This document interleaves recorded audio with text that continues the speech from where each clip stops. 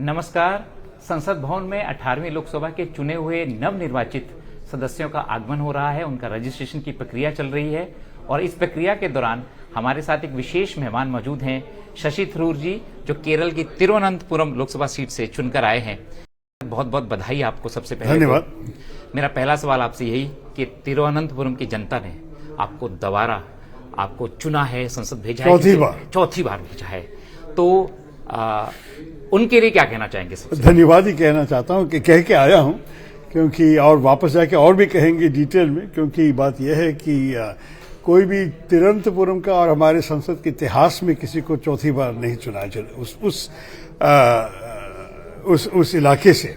तो इसलिए मैं तो बहुत आभारी हूं कि मुझे इतना विश्वास, इतना भरोसा वो लोग मुझे दिया, और नेचुरली उसको फुलफिल करने के लिए तो बहुत काम है, और मैं उनकी प्रतिनिधित्व देने के लिए मैं तैयार हूं पार्लियामेंट में। आप एक बुलंद आवाज हैं आप संसद भवन में, हम सभी जानते हैं।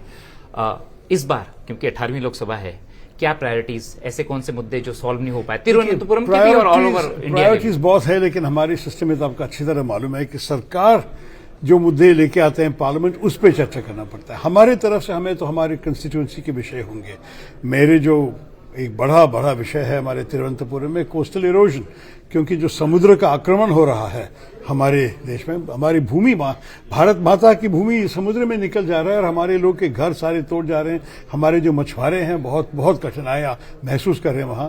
तो उनके लिए तो वो मेरे एजेंडा है, उनके लिए यहाँ आके आवाज उठाने का।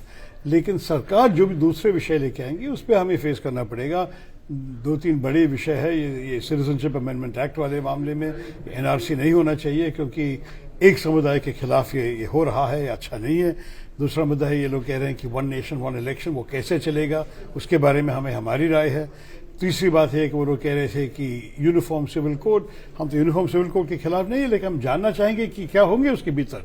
तो ये भी चर्चा बहुत बड़ा विषय है। तो ये सब जब सरकार लेके आएंगे, हम उनको चर्चा करने के लिए तैयार है। आपको अब भूलिए मत कि इस बार हमारे विपक्ष काफी मजबूत है, पिछले बार से बहुत ज्यादा। मेरा वही सवाल था कि विपक्ष की भूमिका कैसे रहने वाली है, क्योंकि आप उसमें थिंक टैंक भी है बीच पे। हमें तो करीब 250 लोग हैं लोकसभा में, तो हम ऐसे छोड़ने वाले नहीं है। जब कोई भी विषय सरकार करना चाहते हैं, अभी हमसे भी कंसल्ट करके करना चाहिए। आप आके कंसल्ट कीजिए, बात कीजिए, और हमारी राय भी जान के आप तय कीजिए।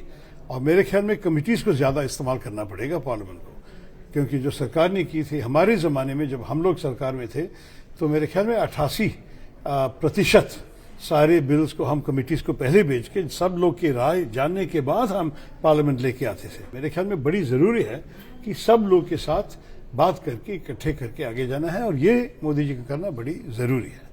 आपका बहुत बहुत धन्यवाद, आपने संसद टीवी से बातचीत की।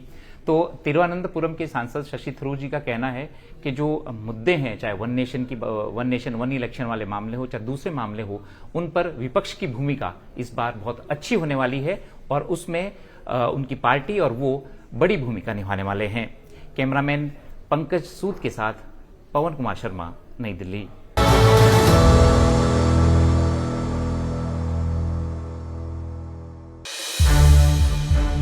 संसद टीवी के और भी प्रोग्राम्स देखने के लिए सब्सक्राइब करें हमारा YouTube चैनल, और हाँ, इन्हें लाइक और शेयर करना ना भूलें।